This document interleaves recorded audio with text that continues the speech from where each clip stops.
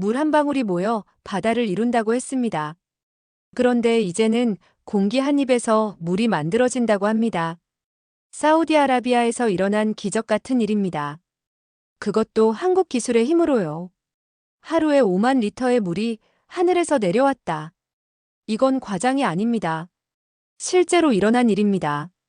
수천 년간 사막의 물 부족으로 고통받던 사우디.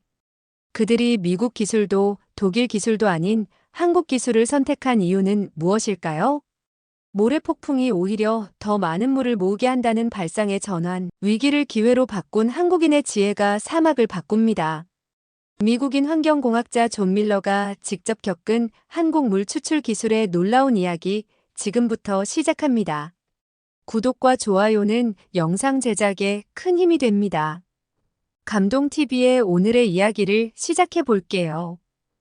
안녕하세요. 제 이름은 존 밀러입니다.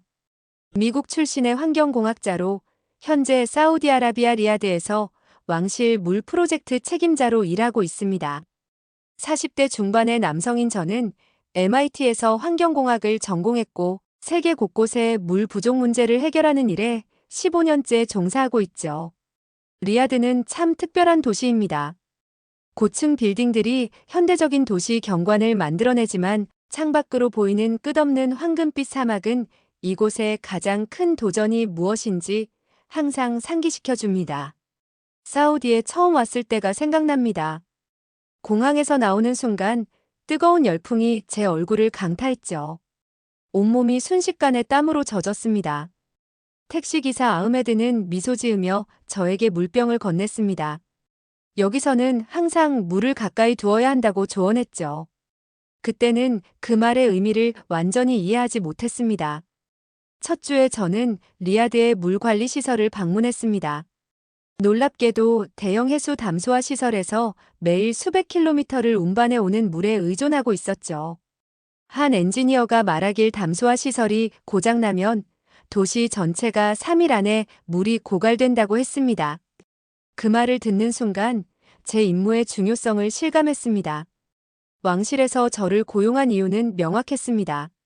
사우디는 세계에서 물 부족이 가장 심각한 국가 중 하나입니다. 지하수는 고갈되어 가고 인구는 증가하는 가운데 그들은 혁신적인 해결책이 필요했죠. 미국, 유럽, 일본 등 선진국의 기술들이 검토되었지만 모두 한계가 있었습니다. 고온 건조한 사막 환경에서 지속 가능한 물 추출 기술을 찾는 것이 제 임무였습니다. 처음에는 당연히 미국의 기술이 최고라고 생각했습니다.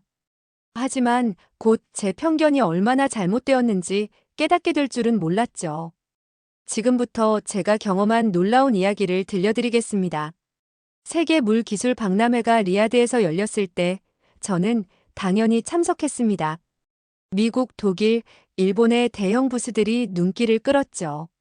화려한 홀로그램과 인공지능을 활용한 시스템들은 구경하는 사람들의 탄성을 자아냈습니다. 그러다 우연히 상대적으로 작은 한국 부스 앞을 지나게 되었습니다. 처음에는 그냥 지나치려 했습니다. 솔직히 말해 아시아 기술에 대한 편견이 있었거든요. 그런데 그때 부스에 전시된 작은 장치가 제 눈에 들어왔습니다. 접시 크기만한 장치 위로 물방울들이 맺히고 있었죠. 호기심에 가까이 다가갔습니다. 한국 연구팀의 책임자 김민우 교수가 저에게 다가왔습니다. 50대 중반의 온화한 미소를 지닌 분이었죠. 김민우 교수는 그 장치가 금속 유기 프레임워크 기반 기술을 활용해 공기 중에서 물을 추출한다고 설명했습니다. 심지어 습도가 20%인 건조한 환경에서도 작동한다니 믿기 어려웠죠. 이게 정말 가능한가요? 제가 의심스러운 표정으로 물었습니다. 김민우 교수는 미소를 지으며 나미브 사막 풍뎅이라는 작은 곤충을 언급했습니다. 이 풍뎅이는 세계에서 가장 건조한 사막 중 하나에서 등껍질을 이용해 공기 중 수분을 모아 생존한다는 것이었죠. 한국팀은 이 생물의 원리를 모방했다고 합니다. 현장에서 우연히 만난 사우디 환경부 공무원 파리드가 흥미로운 이야기를 들려주었습니다. 그는 작년에 한국을 방문했을 때 물 관리 시스템에 깊은 인상을 받았다고 했습니다. 한국은 과거 심각한 물 부족 국가였지만 이제는 오히려 물 관리 기술을 수출하는 나라가 되었다는 것이었죠. 파리드의 이야기를 듣고 더욱 호기심이 생겼습니다. 그날 저녁 호텔방으로 돌아와 한국의 기술에 대해 더 조사했습니다. 놀랍게도 그들은 이미 아프리카와 중동의 여러 지역에서 성공적인 시범 사업을 진행하고 있었습니다. 특히 케냐의 한 마을에서는 이 기술로 3년간 5천 명의 주민들에게 안정적인 물을 공급했다는 사례가 있었죠. 가능성이 보였습니다. 사우디 왕실에 이 기술을 추천해야겠다고 생각했습니다. 왕실 회의에서 저는 3가지 유망한 기술을 제안했습니다. 미국의 대형 응축 시스템, 독일의 지하수 정화 기술, 그리고 한국의 생체 모방 물 추출 기술이었죠. 사람들은 미국과 독일 기술에 대해 많은 질문을 했지만 한국 기술에 대해서는 회의적이었습니다. 압둘라 왕자는 신중하게 제 설명을 들었습니다. 그의 할아버지가 어렸을 때 들려주던 이야기를 소개했습니다. 사막의 베두인들이 특정 식물 주변에 돌을 뒤집어 이슬을 모았다는 이야기였죠. 압둘라 왕자는 한국의 기술이 자연의 지혜를 현대적으로 해석한 것 같다며 관심을 보였습니다. 그리고 현명한 결정을 내렸습니다. 세 기술 모두 실제 사막 환경에서 테스트해보자는 것이었죠. 각 팀에게 리야드 외곽의 테스트 장소와 한 달의 시간이 주어졌습니다.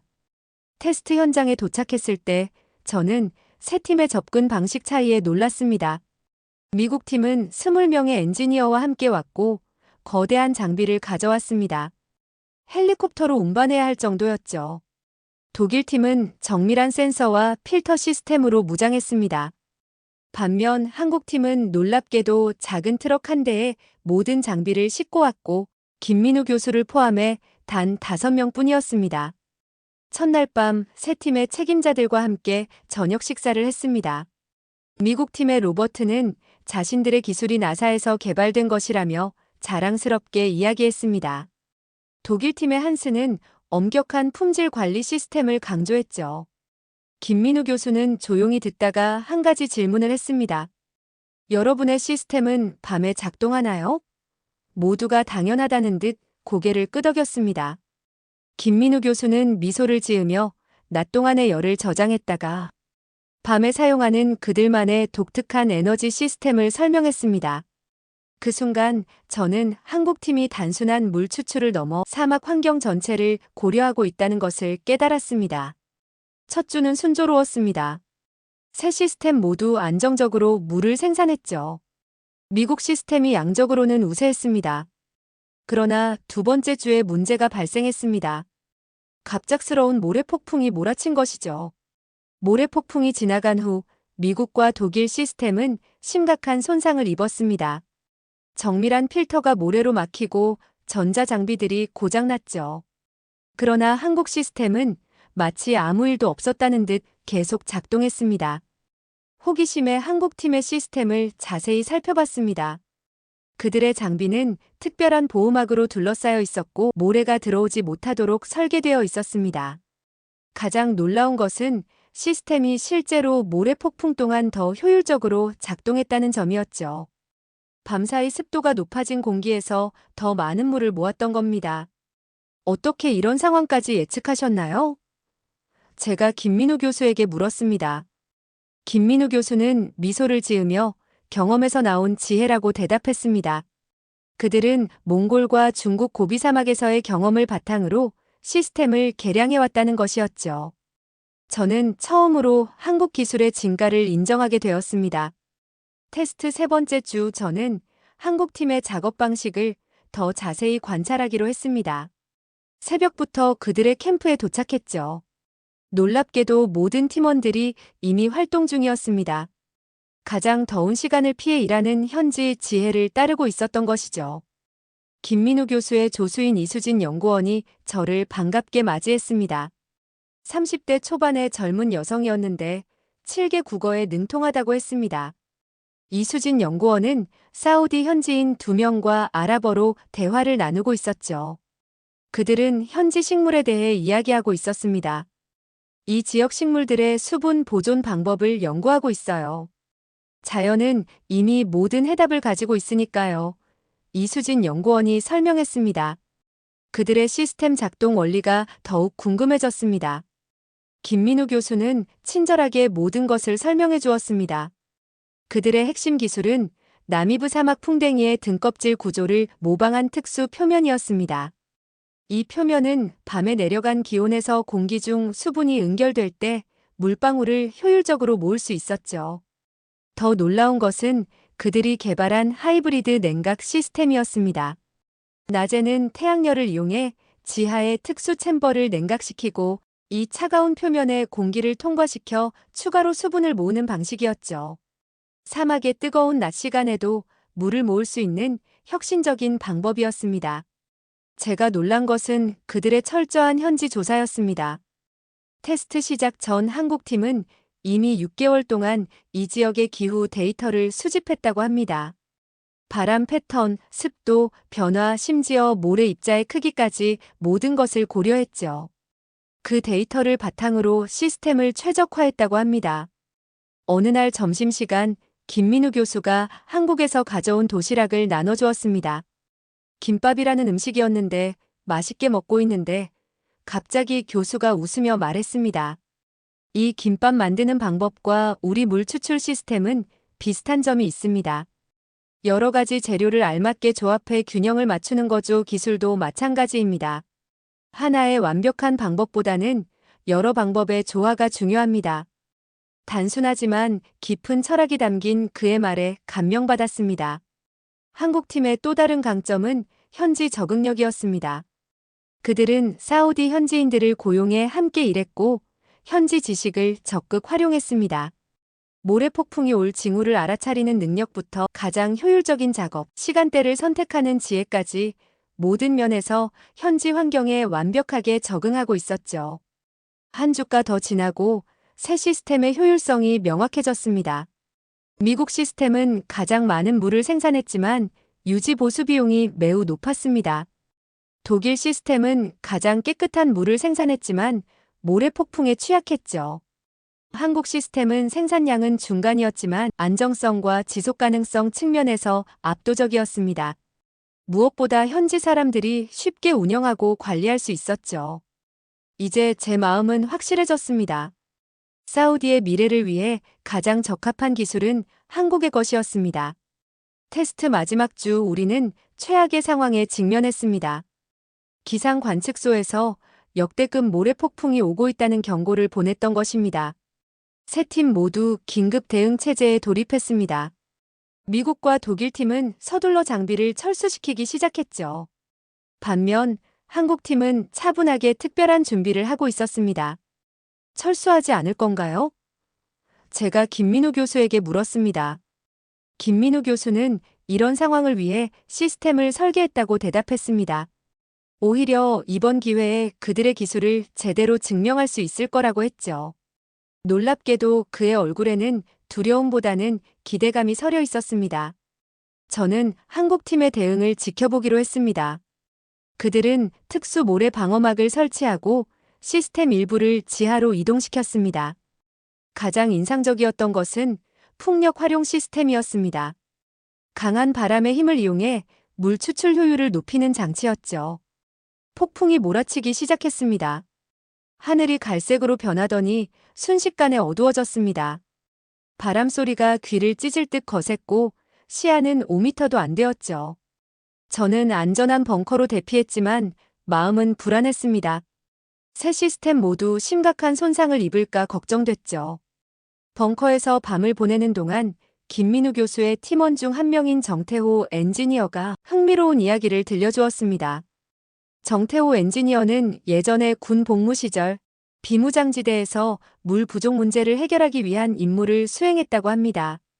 인프라가 전혀 없는 상황에서도 생존해야 했던 경험이 이 프로젝트에 큰 도움이 되었다는 것이었죠. 우리나라는 전쟁과 가난을 극복하면서 창의적인 해결책을 찾는 법을 배웠습니다. 정태호 엔지니어의 말이 깊은 울림을 주었습니다. 폭풍이 24시간 동안 지속되었습니다. 마침내 바람이 잦아들고 하늘이 맑아졌을 때 저는 즉시 현장으로 달려갔습니다. 예상대로 미국과 독일 시스템은 거의 모래에 파묻혀 있었습니다. 복구에 최소 일주일은 걸릴 것 같았죠. 그런데 한국 시스템으로 가보니 놀라운 광경이 펼쳐졌습니다. 시스템은 특수 보호막 아래 안전하게 보존되어 있었고 이미 작동을 재개하고 있었죠. 더 놀라운 것은 물탱크였습니다. 폭풍 동안 오히려 더 많은 양의 물을 모았던 것입니다. 김민우 교수는 자랑스럽게 설명했습니다.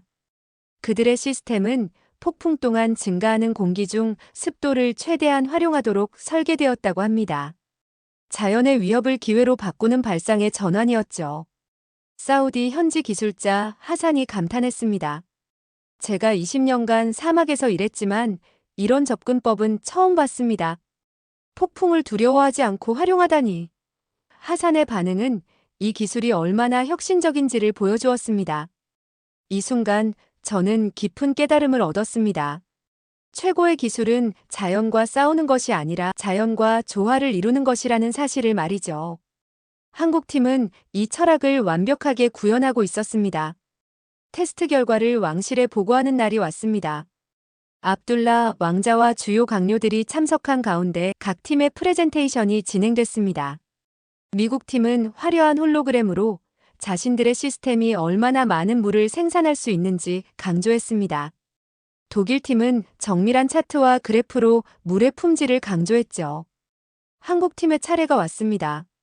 그들은 화려한 시각 자료 대신 테스트 기간 동안의 실제 결과에 집중했습니다. 특히 모래폭풍 속에서도 안정적으로 작동한 점을 강조했죠. 그리고 마지막에 그들은 모두를 놀라게 하는 제안을 했습니다. 시스템을 완전히 현지화하여 사우디 사람들이 직접 생산하고 유지할 수 있도록 기술을 이전하겠다는 것이었습니다. 회의실에 잠깐 정적이 흘렀습니다. 다른 팀들은 자국의 기술을 판매하려 했지만 한국 팀은 파트너십을 제안한 것이죠. 이 순간 제 머릿속에 한 장면이 떠올랐습니다. 테스트 기간 중 한 번은 김민우 교수의 숙소를 방문한 적이 있었습니다. 그의 책상 위에는 가족 사진이 있었는데 그 옆에 낡은 물통 하나가 놓여 있었죠. 호기심에 물통에 대해 물었더니 김민우 교수는 그것이 어린 시절 사용하던 것이라고 했습니다. 1970년대 한국의 시골에서는 깨끗한 물을 얻기 위해 매일 몇 킬로미터를 걸어야 했다고 합니다. 그 경험이 그를 물기술 연구로 이끌었다는 것이었죠. 갑자기 한국팀의 진정성이 더 깊이 이해되었습니다. 저는 최종 평가를 내리는 역할이었습니다. 객관적인 데이터를 바탕으로 새 기술을 비교했지만 제 마음은 이미 기울어져 있었습니다. 미국인으로서 자국 기술을 추천하라는 압박도 있었습니다. 미국 대사관의 브라이언 참사관은 이 계약이 미국과 사우디 관계에 중요하다며 저를 설득하려 했죠. 동료들은 미국 시스템의 압도적인 생산량을 강조했습니다. 하지만 전문가로서의 양심이 있었습니다.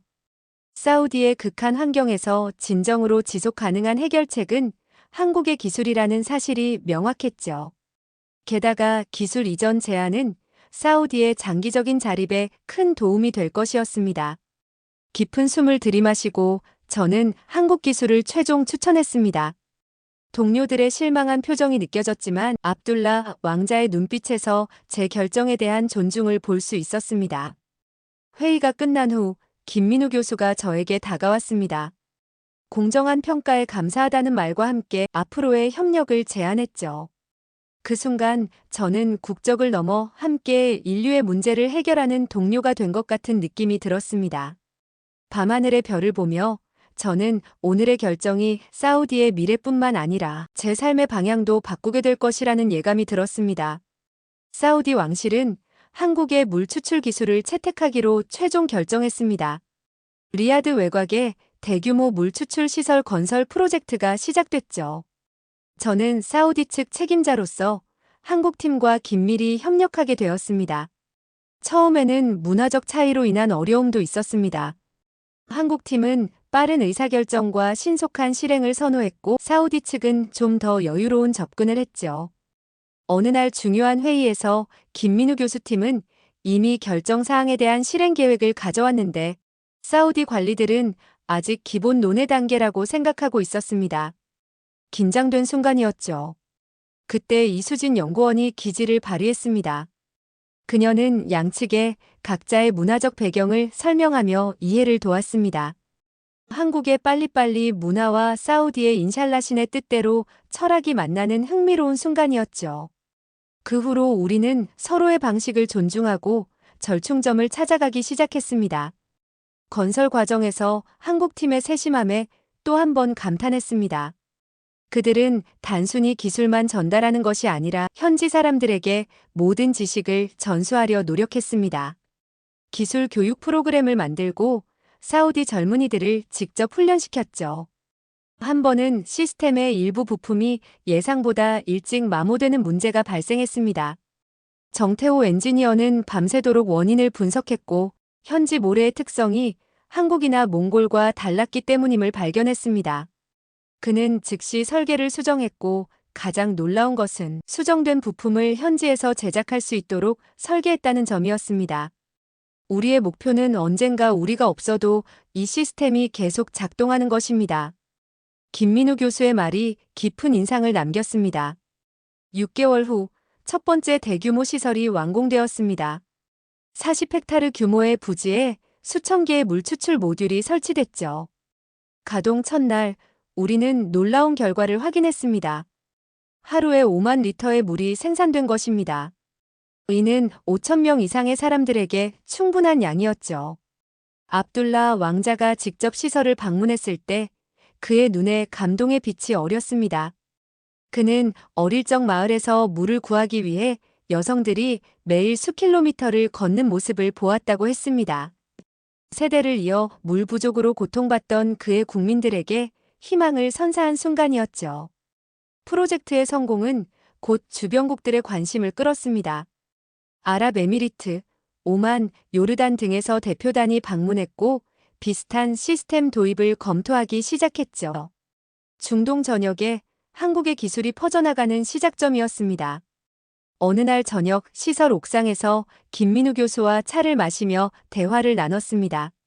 그는 자신의 할아버지가 한국 전쟁 후 물 부족으로 고통받던 시절의 이야기를 들려주었습니다. 그때부터 한국인들은 물의 소중함을 배웠고 그것이 오늘날 그들의 물기술 발전의 원동력이 되었다는 것이었죠. 저는 이 모든 과정을 지켜보며 깊은 존경심을 느꼈습니다. 한국팀은 단순히 비즈니스를 넘어 인류의 근본적인 문제를 해결하고자 하는 진정성을 보여주었기 때문입니다. 프로젝트가 완료된 지 1년이 지났습니다. 사우디의 변화는 놀라웠습니다. 리야드 외곽에 총 5개의 대규모 물 추출 시설이 가동 중이었고 소규모 시스템들이 전국에 보급되고 있었습니다. 물 부족은 여전히 과제였지만 이제 희망이 있었죠. 더 놀라운 것은 사우디 자체의 변화였습니다. 한국팀의 기술 이전 덕분에 현지에서 시스템을 생산하는 공장이 세워졌고 수백 명의 젊은이들이 관련 분야에서 일하게 됐습니다. 리야드 공과대학에는 지속 가능한 물 기술학과가 신설되었고 한국에서 파견된 교수들이 가르치고 있었죠. 물 산업을 중심으로 새로운 경제 생태계가 형성된 것이었습니다. 제가 정말 감동받은 것은 몇몇 사우디 엔지니어들이 시스템을 더욱 개선한 것이었습니다. 그들은 현지 조건에 맞게 설계를 수정하고 몇 가지 혁신적인 기능을 추가했습니다. 김민우 교수는 그들의 개선 사항을 보고 환하게 웃으며 말했습니다. 이제 우리가 그들에게 배울 차례군요. 어느 날 김민우 교수가 떠나기 전 저를 찾아왔습니다. 함께 일한 1년을 되돌아보며 이야기를 나눴죠. 그때 제가 궁금했던 질문을 드디어 했습니다. 어떻게 이렇게 완벽한 시스템을 개발할 수 있었나요?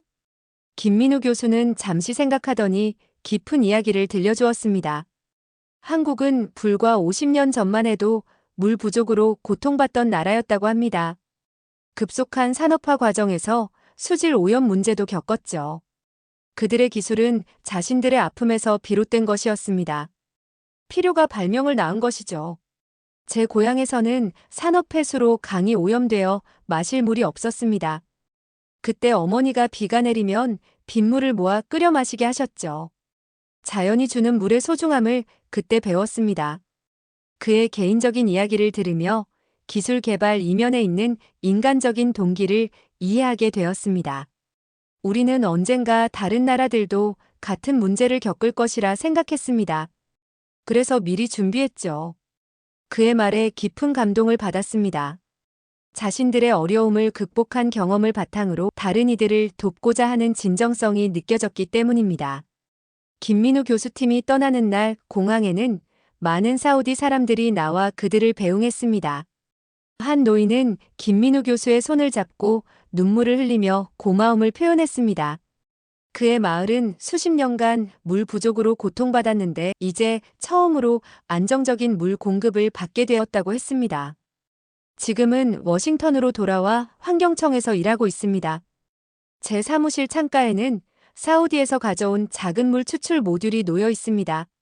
매일 아침 그것을 보며 가장 위대한 기술은 화려함이 아니라 사람과 자연을 이해하는 데서 온다는 사실을 되새깁니다. 얼마 전에는 김민우 교수로부터 이메일을 받았습니다.